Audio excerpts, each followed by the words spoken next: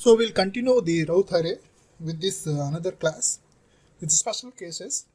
So what the special cases in this first case, if zeros present in first column. So what if the zeros present in the first column? The question is. That means now I find the Routh array s square like this and so on up to s no, and this will come. Okay.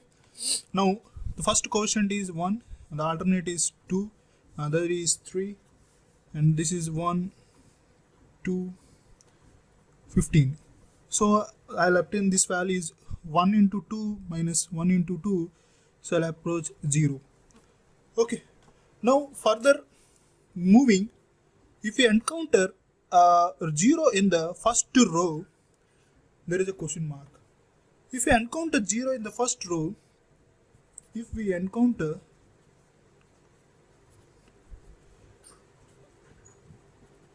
zero in first row,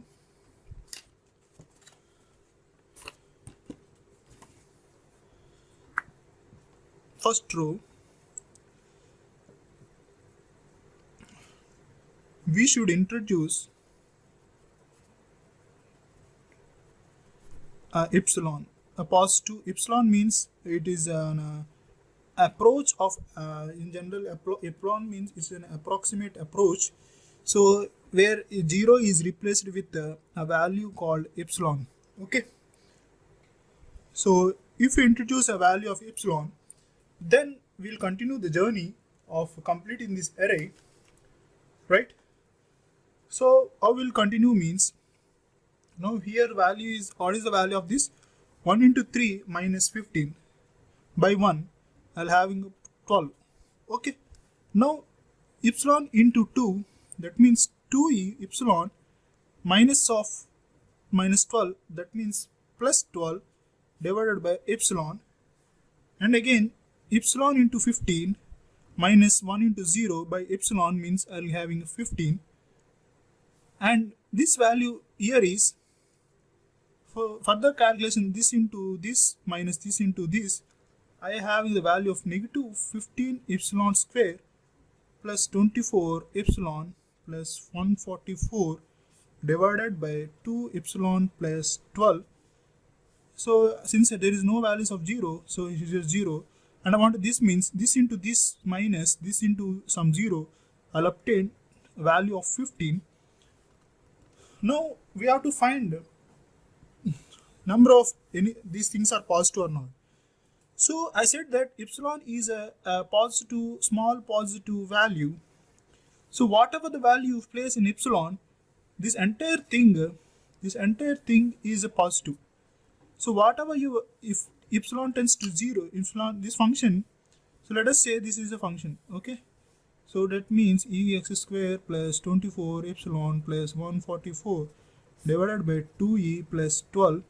Let epsilon is a positive value, epsilon limit tends to, so this function limit epsilon tends to 0, that means I'll obtain what? Negative value, that is minus 144 by 12, that is minus 12.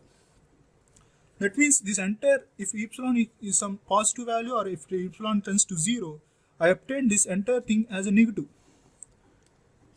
and again I'm having a positive. Okay. So this says that,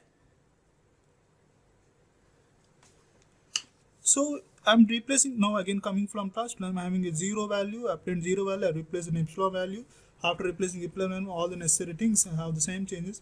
Here to here have one sign change. From here to here, negative to positive, second form sign change. That means I'm having two sign changes. That means two right half of plane S plane poles. That means the system is unstable, right? Simple, as simple as that. Now let us come to another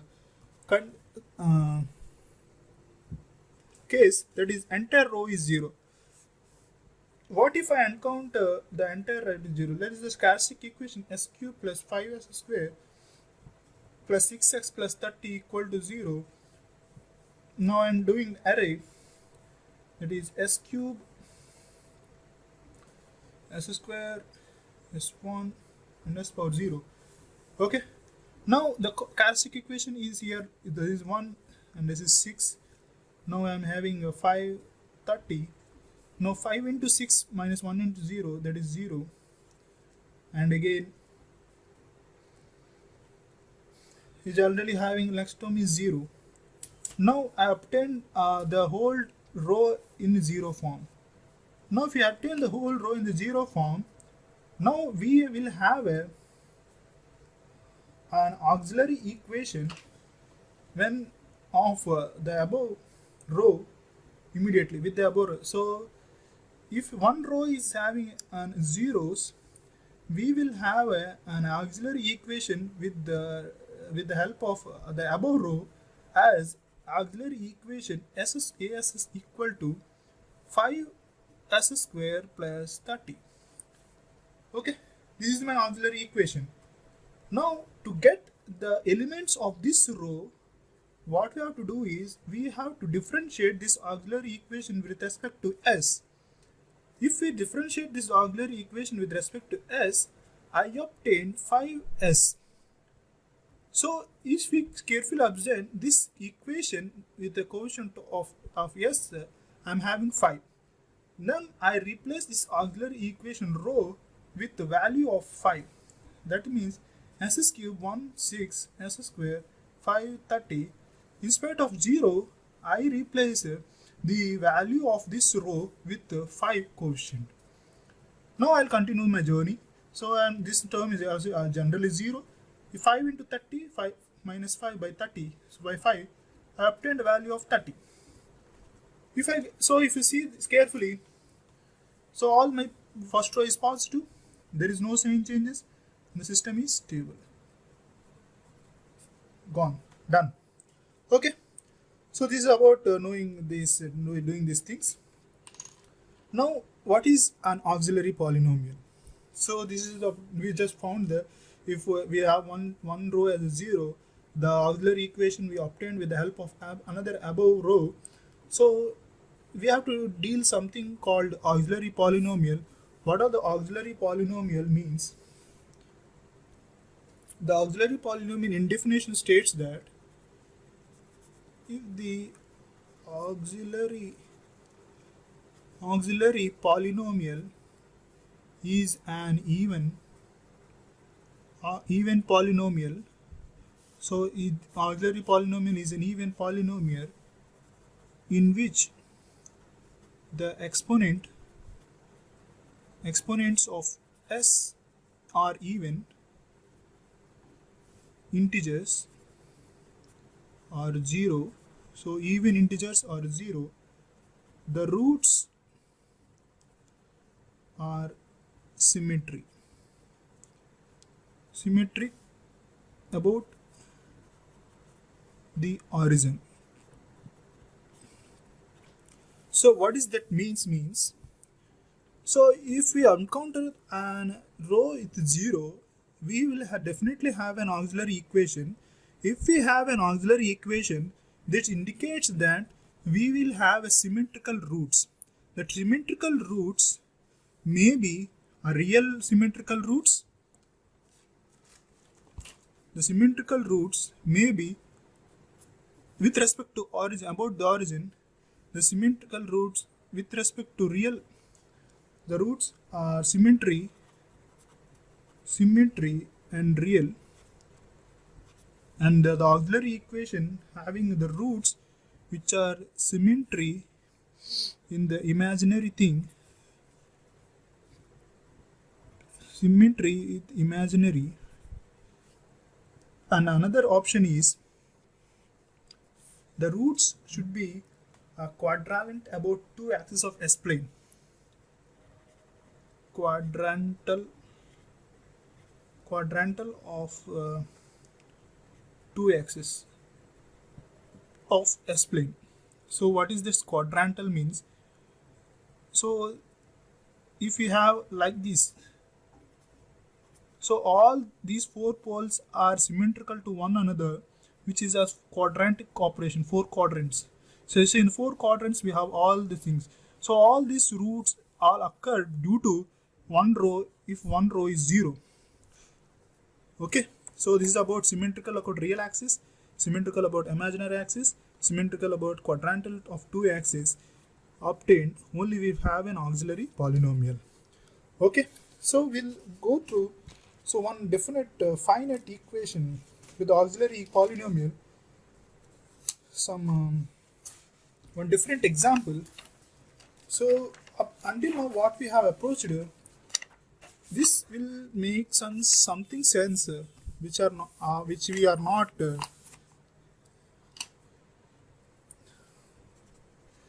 up to now what we have discussed. With this example, I want to clear something. The interpretation which we do for the rest of the systems will not be sufficient by Routh. Okay, so the Routh case here is something is violating, something is violating. So until now I say that only if the first column is positive means there is no poles on the right of the S-plane. Okay, so I want to justify one thing here is I'll speak about this. Now with this example, I want to speak about something here which I wrote it here, right? So let us go to the example which I am giving. S square plus 2s power 4 plus 2s cube plus 4s square plus s plus 2. So this is my equation. So straight away I am drawing the auxiliary thing, this array. So this is 1, 2 and 4. So 1, 1, 2, 1 and 2, 4 and 1. Okay. Now the row 2 into 2, 1 minus 1, 0. So this is 0. 2 into 2, 1 minus 2, this is 0. And ultimately this is also 0. I obtained one row, an auxiliary equation. So if I see and count zeros in one row, the above, with the help of above row, we form an auxiliary equation. The auxiliary equation of a1 of s, let us take as 2s power 4 plus 2s square plus 1 equal to 0. To find the coefficients of this, we have to differentiate this above auxiliary equation with respect to s. I obtain a value of say, so if I take these common values, so if I say 4, 2, okay, make 2 is a common, so we will end up with this again, s power 4 plus s square 2s square plus 1 equal to 0. So make differentiate of this 4s cube plus 4s plus 0 equal to 0. So I obtained the 4 values, the quotient values. So quotient of this term, so I want to replace this here, s power 5, s power 4, s cube, 1, 2, 1, 2, 4, 2. From this equation, I am having what? So 4 and another 4. So if a 4, 4 take common, and I want to do s power 3. Okay. So if you 4, 4 get common factor, I'll having this is one value and this is one value. So 1 into 4 minus, if the common of this, they'll having 2 as common, 1, 2 and 1.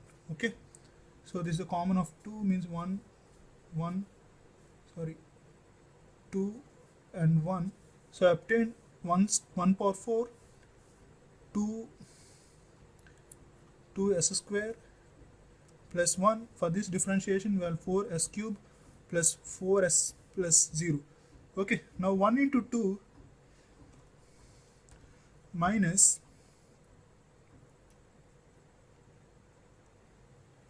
sorry,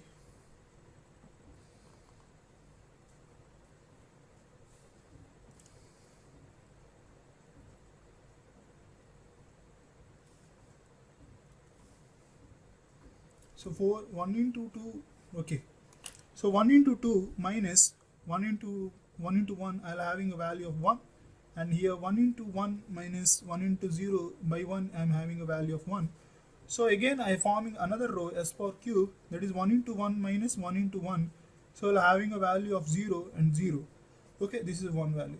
Now again I am encounter another row, that is 1 row and 0. Then we'll have another auxiliary equation, A2 of S is equal to S square plus 1 equal to 0. Now after differentiating this with S, I am having 2S.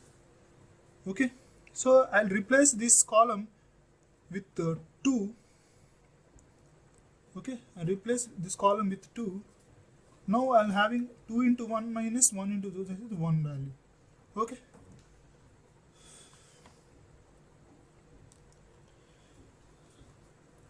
But now here what I'm having, this having a value of 2 I got.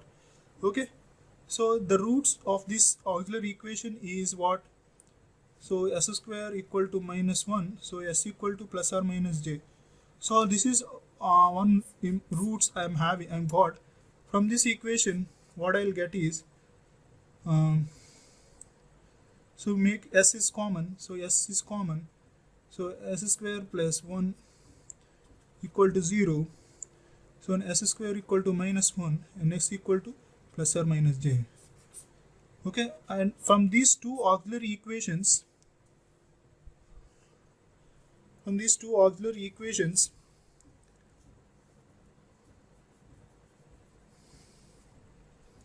I am having this plus or minus 2 plus J or plus or minus J. So I'll locate the poles. Let us see. So I'm not having any poles on the right of the S plane, since all the first column is 0, positive. That means I'm not having any poles on the right of the S plane, but I'm having a poles of repeated things. So what if I'm having a poles of repeated things?